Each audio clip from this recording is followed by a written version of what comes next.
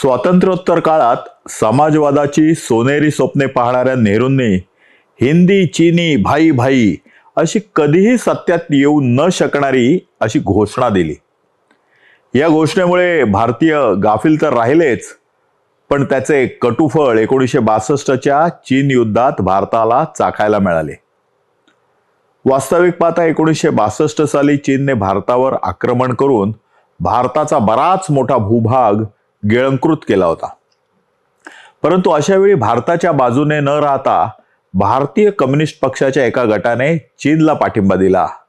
एवढंच नव्हे तर या युद्धाला भारतच जबाबदार आहे, भारतानेच आगळीक केली आहे आणि भारतानेच घुसखोरी केली आहे अशी भूमिका घेतली. कम्युनिस्ट पक्षातील श्रीपाद अमृत डांगे यांच्यासारखे काही जण पक्षाच्या या भूमिकेच्या विरोधात होते. कम्युनिस्ट पक्षातील या अंतर्गत कलहामुळे त्या पक्षाचे दोन तुकडे झाले व मार्क्सवादी कम्युनिस्ट पक्षाचा उदय झाला. या पक्षाचा उदयच मुळी कम्युनिस्टांनी चीनला दिलेल्या पाठिंब्यामुळे झाला होता, म्हणून हा डावा पक्ष राजकीय दृष्ट्या चीनला जवळचा मानणारा होता.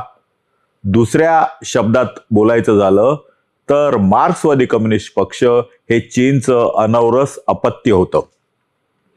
कार्ल मार्क्सच्या प्रभावामुळे आणि माओने चीनमध्ये केलेल्या क्रांतीमुळे या कम्युनिस्टांना चीनचं प्रचंड आकर्षण होतं आणि या आकर्षणाच्या प्रभावामुळे माओने केलेले अत्याचार, एकाधिकारशाही, हुकुमशाही, मानवी हक्कांची पायमल्ली म्हणा, तेथील प्राचीन बुद्ध धर्माचा नाश, त्या धर्मसंस्थांचा नाश, पॅगोडांचा विनाश आदी कोणतेही दुष्परिणाम या कम्युनिस्टांना दिसले नाहीत. साधारण याच सुमारास 1965 साली भारत पाकिस्तानचं युद्ध झालं आणि या युद्धानंतर आर्थिकदृष्ट्या गंभीर अशी परिस्थिती देशात उत्पन्न झाली.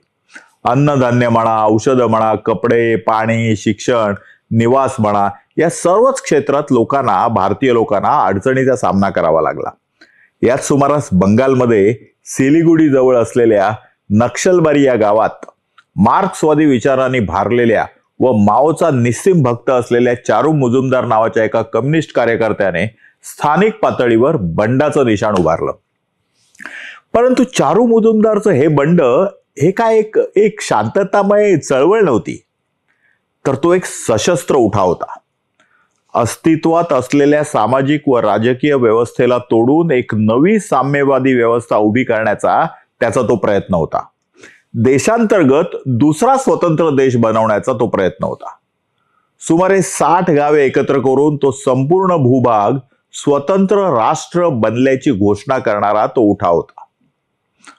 साधारण 52 दिवस चाललेला हा उठाव नंतर मोडून काढण्यात आला, परंतु तोपर्यंत हत्या, लुटालूट, जाळपोळ, काय म्हणायचंय ते तुम्ही म्हणा, अगदी सरकारी मालमत्तेचं नुकसान म्हणा, सरकारी कर्मचाऱ्यांना आपला शत्रू समजून ठार मारणं म्हणा, विरोधकांची दया माया न दाखवता कत्तल करणं म्हणा, आदी भयंकर दुष्कृत्य या चारू मुजुमदार व त्याच्या सहकार्याने केली.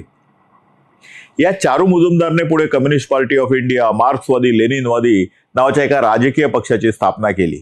या पक्षाने सुरुवातीला वंचित समाजातील तसेच आदिवासी समाजातील लोकांकडे लक्ष केंद्रित केलं. आत्यंतिक गरिबीने त्रस्त असलेल्या या आदिवासी जनतेला साम्यवादाची लाल स्वप्न दाखवून आकृष्ट करण्याचा प्रयत्न केला आणि या गरीब जनतेच्या, आदिवासी जनतेच्या कवरखाली त्या पक्षाने आपले हातपाय पसरायला सुरुवात केली. एकदा का आदिवासींना कैयात घेतलं, ताब्यात घेतलं की मग संपूर्ण जंगलच त्यांचं झालं. त्यानंतर जंगलातील नैसर्गिक संपत्तीवर या माओवाद्यांनी आपला हक्क गाजवायला सुरुवात केली.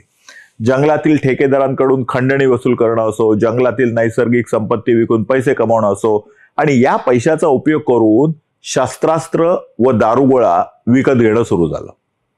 माओवाद्यांच्या हातात असलेल्या आधुनिक शस्त्रास्त्रांमुळे त्यांच्याबद्दल एक प्रचंड मोठी दहशत आदिवासी समाजात रुजली गेली आणि त्यामुळे नाईलाजाने का होईना हा आदिवासी समाज माओवाद्यांच्या हातचं खेळणं बनला. साधारण 1967 सालापासून सुरू झालेली भारतातली ही माओवादी दहशतवादाची कीड चिरडण्याचा प्रयत्न जवळजवळ सर्वच पक्षाच्या सरकारने केला, परंतु कोणत्याही पक्षाबद्दल ममत्व नसलेले माओवादी आपल्या राजकीय उद्दिष्टांसाठी कोणाचाही बळी घ्यायला तयार असायचे.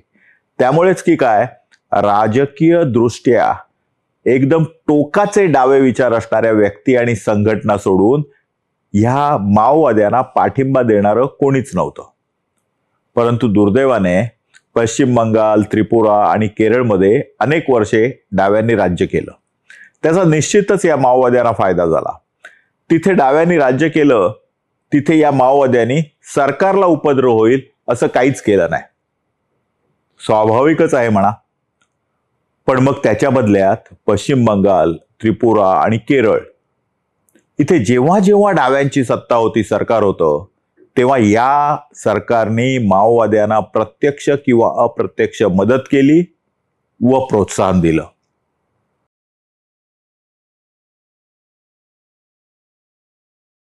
तुम्हाला हा व्हिडिओ जर आवडला असेल तर लाईक करा, कमेंट करा, फॉरवर्ड करा, सबस्क्राईब करा आणि बेल आयकॉन दाबायला विसरू नका.